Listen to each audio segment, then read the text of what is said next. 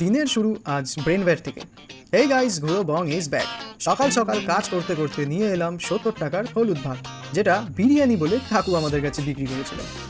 সেটা খেয়ে টোটো করে চললাম আমরা স্টেশন। আজ স্কলার দিদি আর কাল্লু ডনও আমার সাথে যাচ্ছে অশোকনগর। দাম দর করে 10 টাকার পেয়ারা 30 টাকায় নিয়ে খেয়ে আমরা চলে এলাম অশোকনগর। এসেই দেখি প্রেমিকাহীন পাগল চলে এসেছে আমাদের নিতে। গাড়ি করে ধাবা গিয়ে আড্ডা দিয়ে দার্জিলিংয়ের পাহাড় দেখতে দেখতে অসাধারণ সুগন্ধ পার করে চলে এলাম আমরা অশোকনগর শিবরাত্রি উৎসব 2025-এ।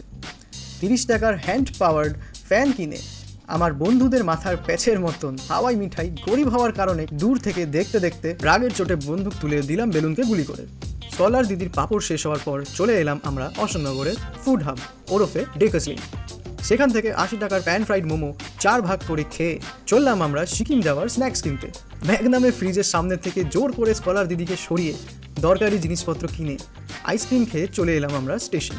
গার্লফ্রেন্ড না থাকার সাইড এফেক্টের নমুনা দেখতে দেখতে চলে এলো ট্রেন। দুজনকে টাটা বাই বাই করে চলে এলাম আমরা বাড়ি। মেলা ঘোরা কমপ্লিট, সবকিছু কমপ্লিট। এবার পালা ব্যাগ গোছানো, কারণ আমরা চলে যাচ্ছি কালকে পরীক্ষা দিয়ে সিকিমের উদ্দেশ্যে। দেখা হবে সেই ব্লগে।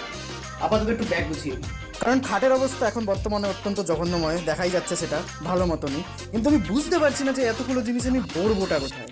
আমার বন্ধুরা তো খুব বেশি এক্সপার্ট, ওরা কি করেছে, ওরা সব কিছু কিনে নিয়েছে, যে ওখানে খাবার পাবো কি না পাবো বলে এখান দিয়ে কিনে নিয়ে যাচ্ছে। এখন অব্দি এইটাই বুঝতে পারছি না যে ওরা মানে ঘুরতে যাচ্ছে না পিকনিকে যাচ্ছে, কারণ এত কিছু খাবার নিয়ে গিয়ে সিকিমে ওরা কি করবে আমি জানি না। একটা ডিসক্লেমার, সেটা হলো এতগুলো খাবার আমি একা কিনিনি ভাই, কারণ আমার এত টাকা নেই। এগুলো আমরা অনেকে মিলে কিনেছি, ঠিক আছে? তো এইগুলো নিয়েই আমরা সিকিমে যাচ্ছি, মানে পিকনিক করতে যাচ্ছি বেসিক্যালি, কারণ আমার বন্ধুরা বলছে এটা kind of picnic.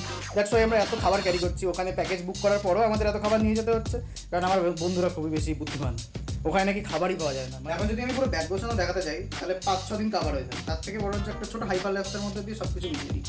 Next week থেকে আসবে full blogs of Sikkim trip. Hope you guys will like it. দেখা হবে পরের এপিসোডে। বাই।